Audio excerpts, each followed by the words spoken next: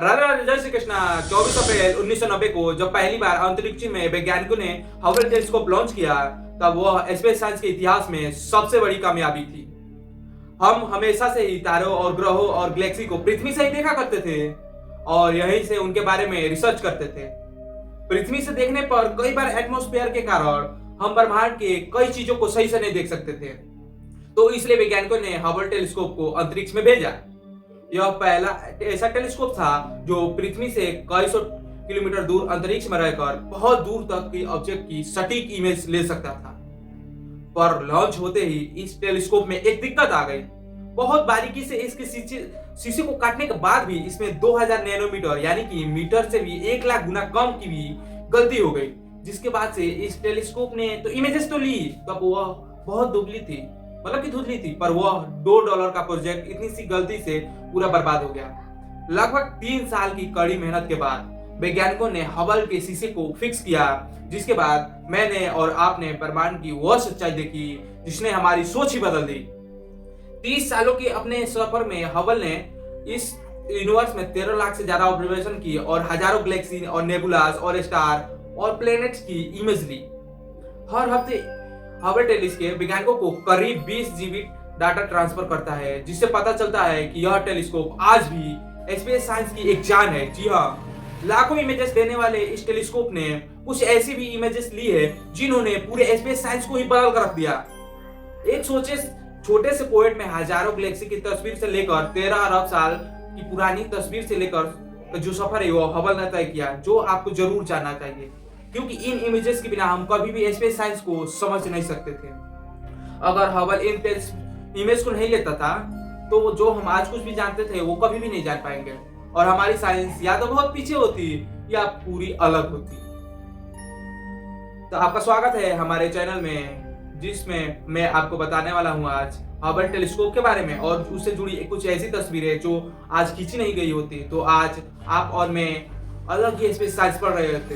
तो तैयार हो जाइए मेरे साथ 13 अरब साल पुराने से फोटो से लेकर के हजारों गैलेक्सी की अद्भुत यात्रा के लिए। साल 1995 नासा के वैज्ञानिकों ने हबल टेलीस्कोप को एक खास जगह पर फोकस करने के लिए सेट कर दिया। यह जगह ऊषा मेजर कॉन्स्टेलेशन के पास थी। आसमान में दिखाई देने वाले यह जगह बहुत बहुत छोटी है। आशा मेजर में 2.8 मीटर जितनी जगह पे हबल को फोकस करने की जो नियम थे, मतलब क्या आदेश आया, जिसमें 2.8 मीटर जगह थी, जिसमें बहुत बहुत कम जगह थी। यह पूरे आसमान का 2 करोड़ 40 करोड़ जितना एरिया था, जिसमें हबल को फोकस करके उसकी पिक्चर लेने की कोशिश की गई। आमतौर पर जब भी किसी स्टार या ग्रह को देखने की कोशिश की जाती है तो उसे डायरेक्ट स्टार और ग्रह की ओर मोड़ दिया जाता है, जिससे वह उनकी लाइट को रिसीव करके एक परफेक्ट इमेज बना सके, है ना। पर इस बार वैज्ञानिकों ने कुछ अलग करने की सोचे। उन्होंने हबल को एक ऐसे हिस्से पर फोकस करने के लिए सेट किया जिसे आज तक किसी ने ऑब्जर्व ही नहीं किया। यह हिस्सा पृथ्वी से, आंखों से और दूसरे टेलीस्कोप से भी एकदम डार्क दिखाई देता है। आशा मेजर कॉन्स्टेलेशन में 7 तारों का, मतलब 7 तारों का एक ग्रुप है जिसे कि सप्तऋषि तारामंडल भी कहते हैं। इसे इंग्लिश में बिग डीपर भी कहा जाता है। वैज्ञानिकों ने सप्तऋषि तारामंडल के ऊपर एक बहुत छोटी सी एरिया को पसंद किया और वहीं पर हबल की मिरर को सेट कर दिया। लगातार हबल के कैमरा ने 10 दिन तक कई ऑब्जर्वेशन किया और करीब 342 इमेज खींची। इन सभी इमेजेस को प्रोसेस करने के बाद जो फाइनल इमेज वैज्ञानिकों को मिली, वह अब तक के इतिहास की पहली एक ऐसी इमेज थी जिसमें एक छोटे से बिंदु में ही हमें ब्रह्मांड में करीब 3000 से ज्यादा गैलेक्सी दिखाई दे रही थी। बाद में वैज्ञानिकों ने इस इमेज को हबल डी फील्ड नाम दिया। आप जानकर हैरान रह जाएंगे कि पहले वैज्ञानिकों को हबल डी फील्ड इमेज लेने का कोई मन ही नहीं था। वह केवल सप्तऋषि तारामंडल के पास की वह जगह देखना चाहते थे कि हबल कितना सेंसिटिविटी और एक्यूरेसी के साथ दूर ना दिखाई देने वाली गैलेक्सी की इमेज ले सकता है। अगर इस इमेज को ध्यान से देखेंगे तो आपको इसमें करीब इसके कई पास के तारे दिखाई देंगे, पर आपको जो ब्लू डॉट दिखाई दे रहे हैं यह गैलेक्सीज यानी कि आकाश गंगाएं हैं। जी हाँ, हर गैलेक्सी में अरबों तारे हैं और इन सभी गैलेक्सी से लगातार लाइट पृथ्वी की ओर आ रही है, जिसे हबल ने ट्रेस किया था। लगभग 3000 से ज्यादा इन गैलेक्सी से लाइट आ रही है और अलग अलग टाइम पर हबल पर रिसीव हो रही है, जिसे हम पता लगा पा रहे हैं कि गैलेक्सी वास्तव में कितनी ज्यादा दूर है और कैसे दिखाई दे रही है। ब्रह्मांड में हम जितना दूर किसी चीज को देखते हैं उतना ही हम सटीक ब्रह्मांड के बनने का प्रोसेस को समझ पाते हैं। हबल डीप फील्ड में जो इमेज इस गैलेक्सी के लिए आया है वह तो कुछ तो दूर है, क्योंकि उनकी लाइट को पृथ्वी पर आने में ही 12 अरब साल लगते हैं। यानी कि जो हम अभी इमेज देख रहे हैं वह 12 अरब और 12 बिलियन साल पास्ट में देख पा रहे हैं। इस तरह की इमेजेस के जरिए जो इतनी पुरानी होती है उसे हम यूनिवर्स से बनने के लेकर के गैलेक्सी के बनने का चक्र आसानी से समझ सकते हैं। 25 साल पहले ली गई हबल डीप फील्ड में इसी वजह से यह बहुत स्पेशल इमेज मानी जाती है, जिसमें पूरे स्पेस साइंस को बदल दिया था। इसी इमेज के बाद से ये वैज्ञानिकों ने शुरुआत की यूनिवर्स के बनने का जो प्रक्रिया था उसे समझा। हबल डीप फील्ड इमेज को देखकर हम तब हैरान रह जाते हैं कि केवल आसमान कितने इतने छोटे यानी कि 2 करोड़वें हिस्से में ही हमें 3000 गैलेक्सी दिख सकती है। तो सोचिए पूरे ब्रह्मांड में कितनी गैलेक्सीज यानी कि आकाशगंगाएं हैं। हबल टेलीस्कोप बहुत ही सेंसिटिव टेलीस्कोप है, इसीलिए जब कोई स्टार अपने वेवलेंथ को छोड़ता है तब हबल उसे आसानी से ऑब्जर्व कर पाता है। पर जिस तरह से यह ब्रह्मांड लगातार फैल रहा है, तो जब किसी ऑब्जेक्ट से लाइट इमिट होती है तो उसकी वेवलेंथ भी इसी एक्सप्रेशन की वजह से ही लगातार स्ट्रेच होती रहती है। इसी वजह से जब हबल टेलीस्कोप और उस ऑब्जेक्ट की लाइट रिसीव होती है तब उसकी वेवलेंथ शुरुआत वेवलेंथ से बहुत ज्यादा बड़ी हो जाती है। इसे रेड शिफ्ट कहते हैं।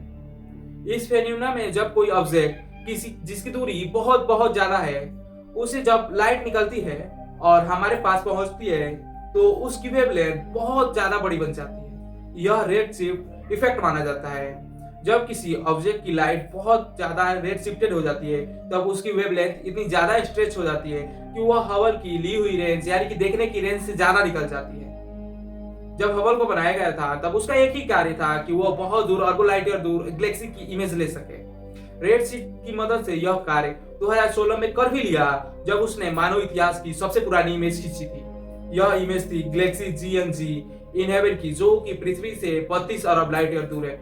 पर जो लाइट हमें जो इसे रिसीव हो रही है वो कम से कम 13 अरब 40 करोड़ साल पुरानी है। इस गैलेक्सी को देखकर हम बिग बैंग के बहुत करीब पहुंच जाते हैं।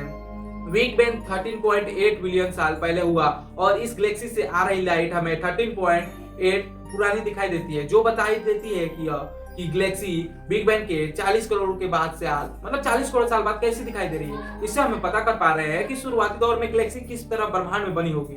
गैलेक्सी GNG 11 की जो इमेज हबल ने ली है वह बल्कि हबल की सबसे फार लिमिट है। किसी ऑब्जेक्ट की इमेज लेने की इससे ज्यादा दूर या इससे पुरानी चीज को हबल नहीं देख सकता है।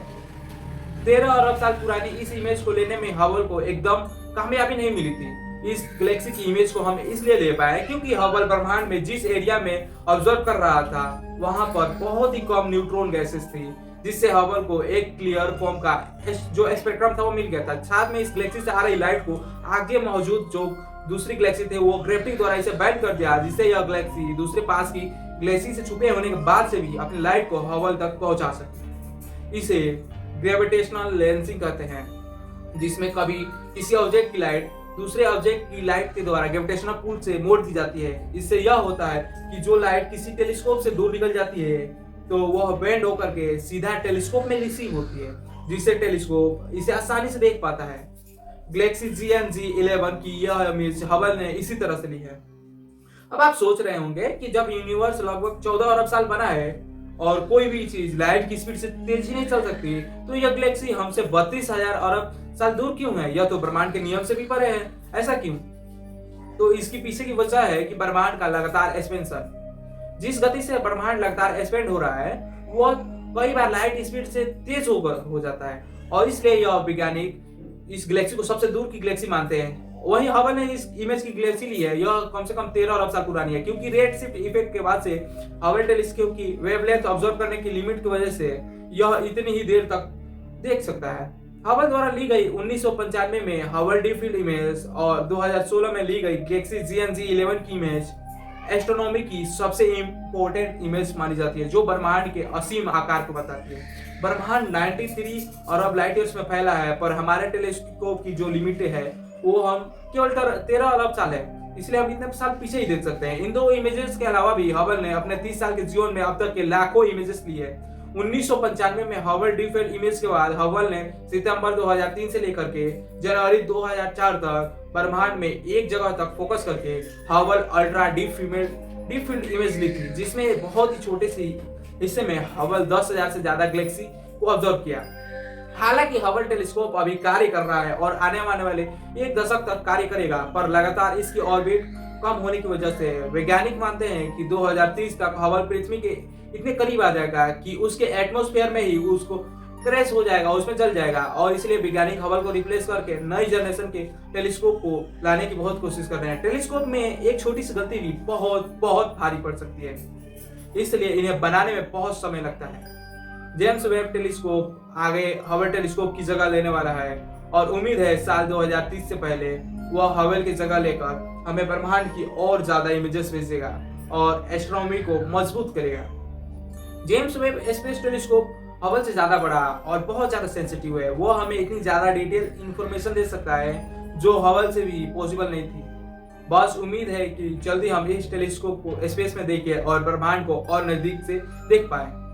दोस्तों, इस वीडियो में बस इतना ही। अगर जब वीडियो पसंद आया हो तो वीडियो को लाइक कीजिए और चैनल को सब्सक्राइब कीजिए। तब तक के लिए राधे राधे, जय श्री कृष्ण।